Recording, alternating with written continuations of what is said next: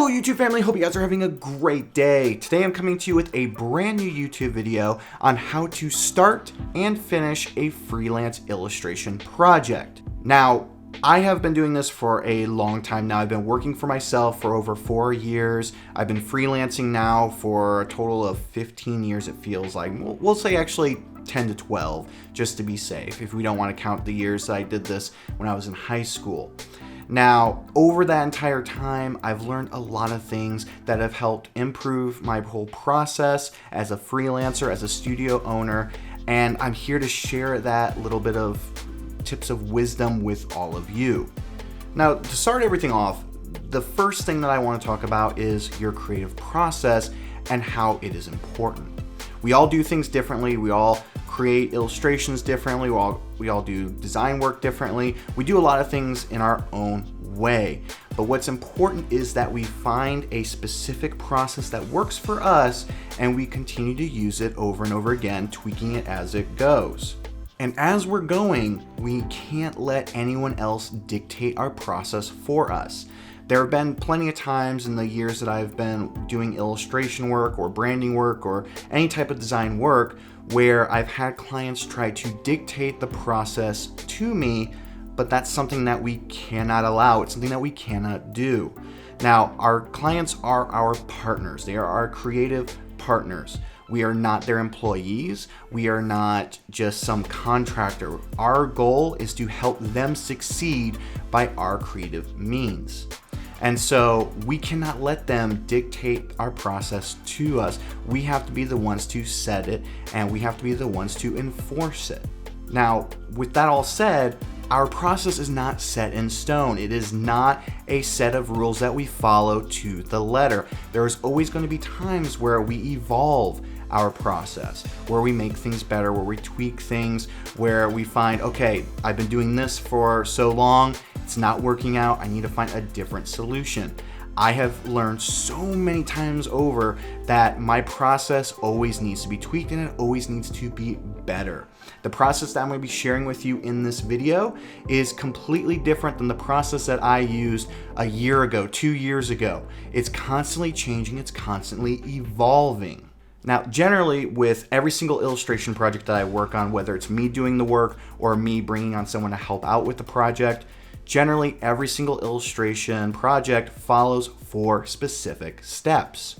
The first step is strategy. Then we have exploration, followed by refinement, followed by finalize. Those are 4 steps that generally every single illustration project and even some of my other projects tend to follow. Now, the first step, strategy, this is actually one of the most important steps out of them all because this is how we jumpstart every single project. Now, for the most part, every single time that you hear people talking about starting a project, generally they might put out a creative brief or ask for a creative brief, and then they'll just get started with doing sketches. I'm not like that. I don't work like that. I worked as a UI UX designer, and I learned a lot of things about figuring things out, about gathering as much information as possible. And I found that by focusing at the beginning of the project on gathering as much information as I possibly can about the client, about the project, the goals, and each individual icon or illustration, I tend to do a lot better and the projects tend to go a lot more smoothly. So in this first stage, the goal is to gather as much information as possible. And we do this through what I call an illustration information document. Now, this is a document that I have every single client, no matter if they're new or old or high level or low level. Every single client fills out this illustration information document for every single illustration and or icon that we end up creating. Now, the types of things that are included in this illustration information document are the illustration's name. So the name that we're calling this, like the code name or whatever it is, however we are defining this illustration, we always need to have that labeled for each illustration.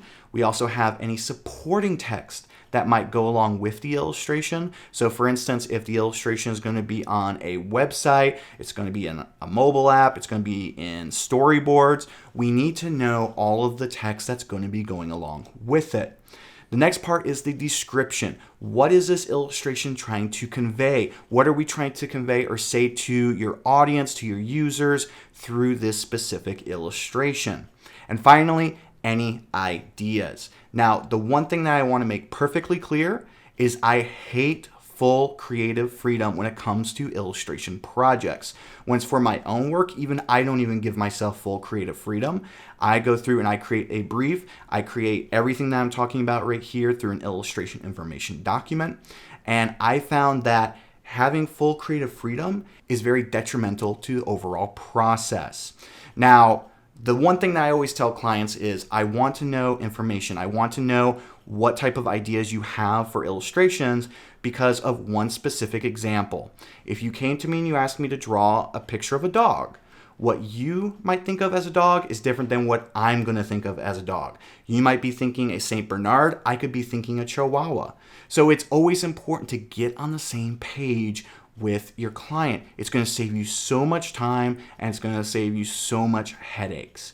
I have already found, and pretty much since I started implementing this into my process a couple of years ago, that generally when I have clients share any and all ideas that they have, the project goes twice as fast as it normally would, or at least how it would before I started doing this. So all of that information is very important.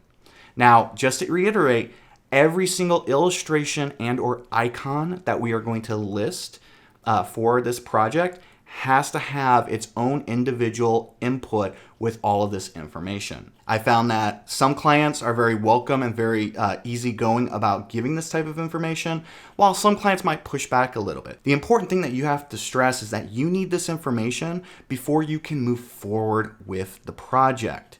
I always tell clients that we will not touch pen to paper or touch sketches or anything until we have this information. I've actually had projects go on hold for 2 or 3 weeks while we were waiting for the client to fill out the information. And then I explained to them, this is why we're going to be late for the end of the project because you took so long to get us this information. Generally, I haven't really had but one client ever say that they didn't want to fill out the information, and we ended up canceling the project because of it. Not because I will not accept the project without the information, but just because they weren't willing to give out information, they weren't willing to take the time. And so we don't want any client to waste our time because our time is valuable. Not saying that clients generally waste our time, but if they can't take 30 minutes to an hour to go through and fill out one of these illustration information documents, that's a big red flag to me. That's a big red flag. Now, stage 2, and by the way, these stages are going to be a little bit quicker. Stage 1 is one of the most important stages, and so that's why I took time to go through and share that information. But stage 2 is exploration. Now, this is where we're going to start getting our hands dirty. This is where we're going to start actually creating things, start putting pen to paper, Apple Pencil to iPad, whatever it may be, whatever your process is when it comes to actually doing sketches. Now, in this stage, we don't just do sketches, we also do vectors. It's important to remember here that this is not just a one round type thing. It is a couple of rounds within this stage. So we're doing sketches to get ideas, to share with the client, to get feedback, to get buy-in, and then we're starting to work into vectors, and we're getting that first round of vectors to the client, so that they can go and review it, they can give us feedback, and then that leads into the next stage. Now, one quick side note before we even get into the third stage is everything that I create vector-wise is always in Greyscale. Now, I talked about this in many videos and live streams on Instagram and everything like that, but the reason why I do everything in Greyscale first is because of the fact that clients tend to focus too much on color, and they give so much comments on color, like, I don't like that shade of yellow, oh, that green is a little bit too dark, and they don't focus on the actual illustration itself. But by doing it in Greyscale first, we focus on the specific composition of the illustration or icons or whatever it is that we're trying to create. And so once we get buy-in, once we get clarification, we get finalization and everything from the client on the specific concept, then we can move into the third stage, which is refinement, and we can start adding in color there. Now, in that third stage, in the stage of refinement, this is where we're going to go through and we're going to start doing any types of revisions or alterations that the client might have. And this is where we add that color into the mix. Now, sometimes I might still go through and do my alterations and my revisions before I put any color to it, but sometimes I also try and work in color into this. Now, the only time that I go through and I actually will add color in the exploration phase or earlier on in the refinement phase is if I've worked with the client before. If I worked with the client before, if I know more about their branding, about their overall style that they tend to work in, and also their preferences as to what they like and dislike, then I might go ahead and start working color. Generally though, I don't touch color at all until we get through the refinement where we refine the illustrations down to where there are no more changes. Now, the ultimate goal of this third stage, not the final stage, but the third stage is to flesh out a final illustration. Now, sometimes we can get it in one go. Sometimes we jump from the exploration stage to the refinement stage relatively quickly. Sometimes it takes longer, and that's okay. It just depends on how everything is flowing, how the client is getting buy-in on our ideas, on our illustrations, and things like that. Now, stage 4 is the end of the road. This is where we're going to go through and we're going to start doing any types of final tweaks, any alternate versions of the illustrations or icons that we need. Usually that comes down to different versions in different colors or different versions with like different types of text added to them. Sometimes we can do that. Sometimes it might fall into the client's realm to do things like that. But it's good to offer that to our clients because we want them to come back for more work. And the last thing that we do here is we actually prep the files for the client so that we can finish out the project.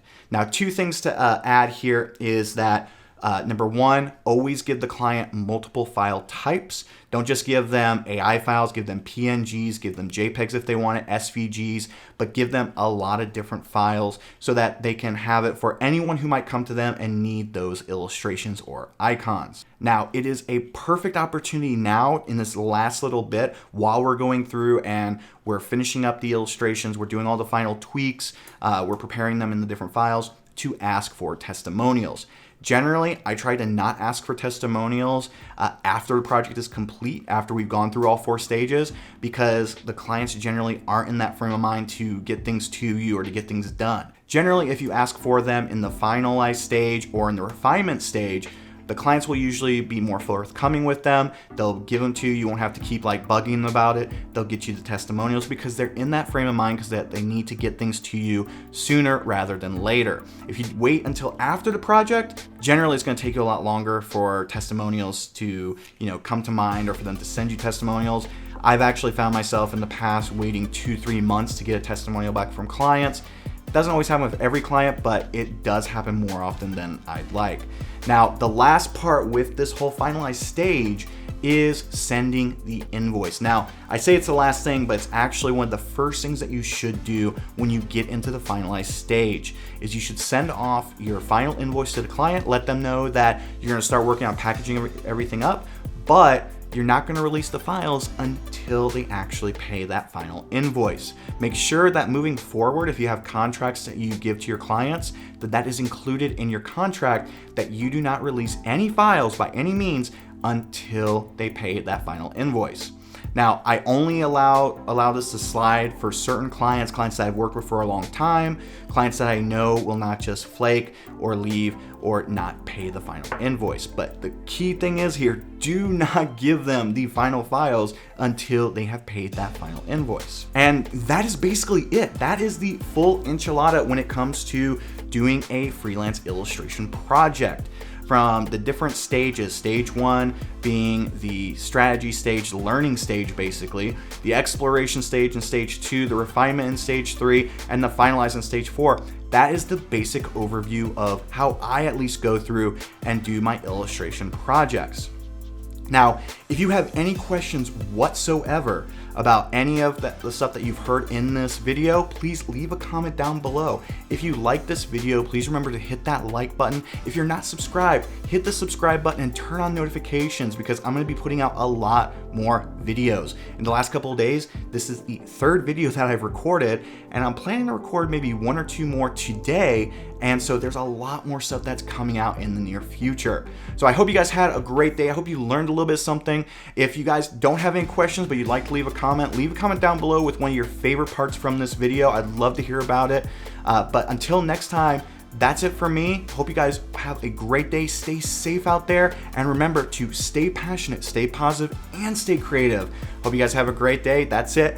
Bye.